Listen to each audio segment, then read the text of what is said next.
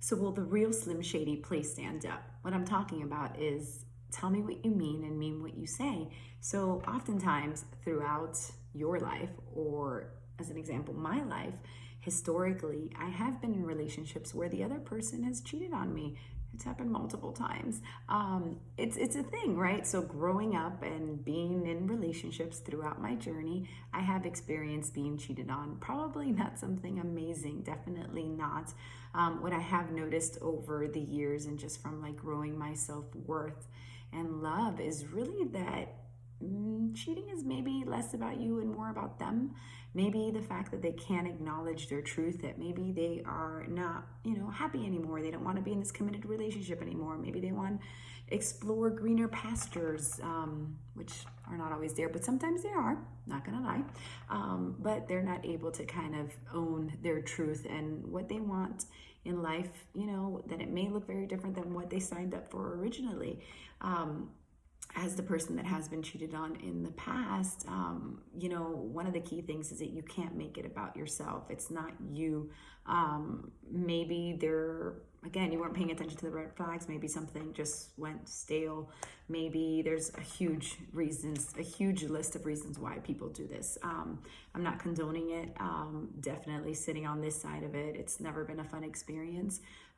Sometimes you can work through it. Sometimes you can't. Everybody is very different on a case-by-case basis. Some of the things that I found to be helpful if you find yourself in this situation, one is acknowledge the fact. Don't make it personal. I think that you need to appreciate and believe and trust and believe in your self-worth.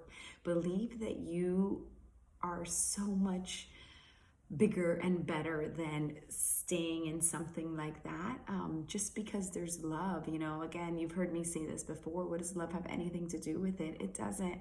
The most important love that you could ever have is the love for yourself, your self-worth, your self-value.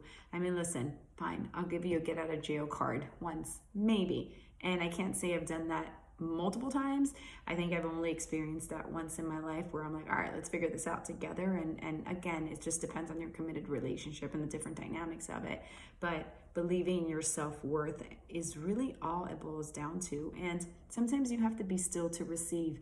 So be still and calm enough to understand that there's a learning experience, based on this outcome. There's something that you need to identify. Is it the person that you're picking? Are they just the wrong type of person for you? Are they not the one? Are you creating this illusion for this relationship? So, being cheated on is never fun. It's probably pretty devastating and heartbreaking for sure.